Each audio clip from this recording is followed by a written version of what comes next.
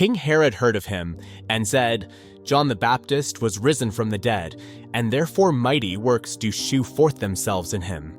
Others said that it is Elias, and others said that it is a prophet. But when Herod heard thereof, he said, "It is John, whom I beheaded. He is risen from the dead." For Herod himself had sent forth and laid hold upon John, and bound him in prison for Herodias' sake, his brother Philip's wife, for he had married her. For John had said unto Herod, "It is not lawful for thee to have thy brother's wife." Herodias held a grudge and wanted him dead, but could not. Herod feared John, knowing he was a just and holy man, and listened to him gladly. On his birthday, Herod made a supper for his lords, high captains, and chief estates of Galilee. Herodias' daughter danced, pleasing Herod and his guests. The king told her, "Ask of me whatsoever thou wilt, and I will give it thee." He swore to her, "Whatsoever thou shalt ask, I will give it thee, even to half my kingdom." She asked her mother, "What shall I ask?" Her mother replied, "The head of John the Baptist." And she came in straightway with haste unto the king, and asked, saying, "I will that thou give me by and by in a charger the head of John the Baptist." And the king was exceeding sorry, yet for his oath's sake, and for their sakes which sat with him, he would not reject her. And immediately the king sent an executioner, and commanded his head to be brought, and he went and beheaded him in the prison, and brought his head in a charger, and gave it to the damsel, and the damsel gave it to her mother. When his disciples heard, they took up his corpse and laid it in a tomb. The apostles gathered to Jesus, telling him all they had done and taught. He told them, "Come yourselves apart into a desert place, and rest a while," for they had no leisure to eat. They departed into a desert place by ship privately. The apostles gathered themselves to Jesus, telling him all they had done and taught. Jesus said, "Come apart into a desert place and rest a while," for many came and went, leaving no time to eat. They departed privately by ship to a desert place. Many saw them leave, knew him, and ran from all cities, arriving before them. Jesus saw the crowd, felt compassion, for they were like sheep without a shepherd, and began to teach them. As day ended, his disciples said, "This is a desert place, and it is late. Send them away to buy bread in the surrounding country and villages, for they have nothing to eat." Jesus replied, "Give them to eat." They asked, "Shall we buy 200 pennyworth of bread?" He asked, "How many loaves have ye?" "Go and see." They found 5 loaves and 2 fishes. He commanded them to make all sit down in companies on the green grass. They sat down in ranks, by hundreds and by 50s. Taking the 5 loaves and 2 fishes, he looked to heaven, blessed, broke the loaves, and gave them to his disciples to distribute, dividing the 2 fishes among them all. All ate and were filled. They collected 12 baskets full of leftover fragments and fish. About 5,000 men had eaten of the loaves. Immediately, he urged his disciples into the ship to go to Bethsaida, while he dismissed the people. After sending them away, he went to a mountain to pray. By evening, the ship was in the sea's midst, and he was alone on land. He saw them struggling against the contrary wind, and in the 4th watch, he came to them, walking on the sea. Seeing him walk on the sea, they thought it was a spirit and cried out. All saw him and were troubled. He immediately spoke, "Be of good cheer. It is I. Be not afraid." He entered the ship, and the wind ceased. They were utterly amazed and wondered. They had not understood the miracle of the loaves, for their heart was hardened. After crossing, they reached Gennesaret and drew to shore. As they came out of the ship, people immediately recognized him.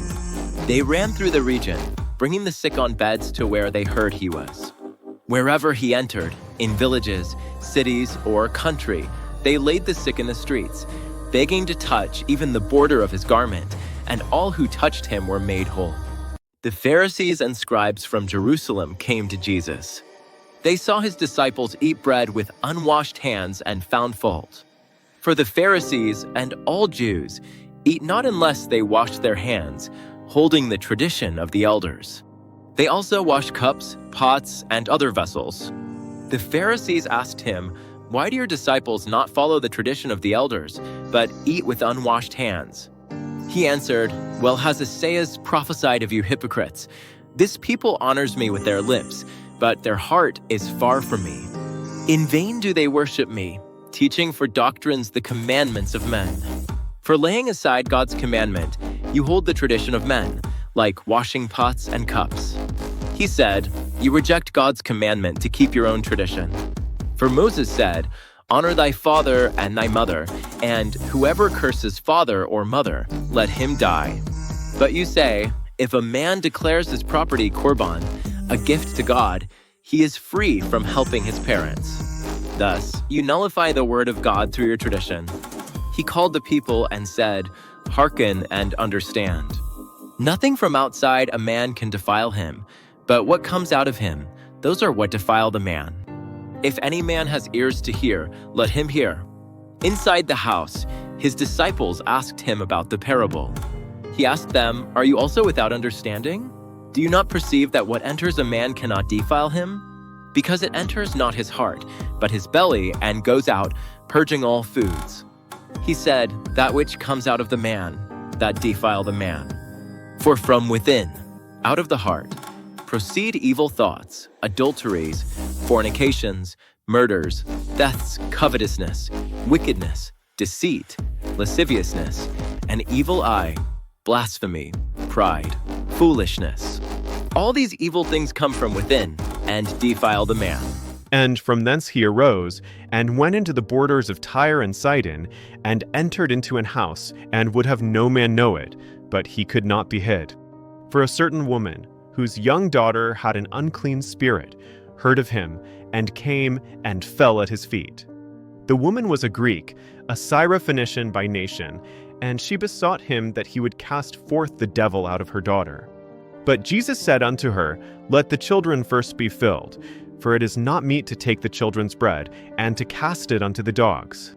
And she answered and said unto him, "Yes, Lord, yet the dogs under the table eat of the children's crumbs."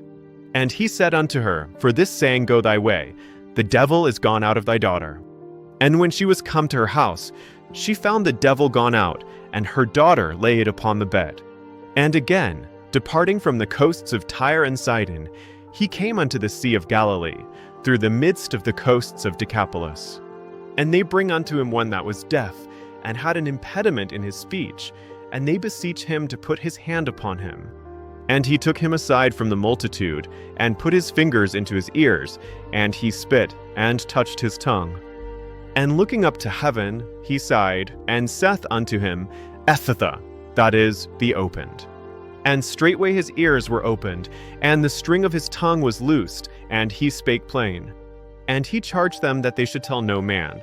But the more he charged them, so much the more a great deal they published it, and were beyond measure astonished, saying, He hath done all things well.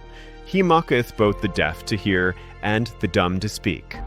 In those days, Jesus, seeing the great multitude with nothing to eat, called his disciples and said, I have compassion on them, for they have been with me 3 days and have nothing to eat. If I send them away fasting, they will faint, for many came from far.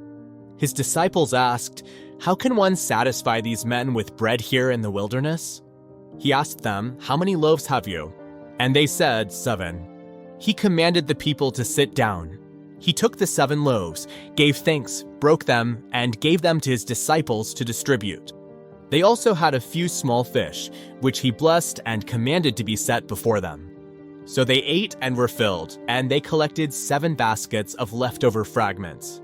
About 4,000 people ate, and he sent them away. Immediately, he entered a ship with his disciples and came to Dalmanutha. The Pharisees came, questioning him and seeking a sign from heaven, tempting him. He sighed deeply, saying, Why does this generation seek a sign? No sign shall be given to this generation. He left them, re-entered the ship, and departed to the other side. The disciples had forgotten bread, having only 1 loaf in the ship. He charged them, saying, Beware of the leaven of the Pharisees and of Herod. They reasoned among themselves, thinking it was because they had no bread. Jesus, knowing their thoughts, asked, Why do you reason about having no bread? Do you not yet perceive or understand? Is your heart still hardened? Having eyes, do you not see? And having ears, do you not hear? Do you not remember? When I broke the 5 loaves among 5,000, how many baskets of fragments did you collect? They said, 12.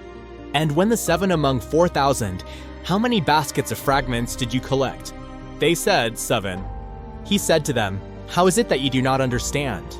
He came to Bethsaida, and they brought a blind man, begging him to touch him. He took the blind man by the hand, led him out of town, spit on his eyes, and asked if he saw anything. The man looked up and said, I see men as trees walking. Then Jesus put his hands on his eyes again, and the man was restored, seeing everything clearly. He sent him home, saying, neither go into the town, nor tell anyone in the town,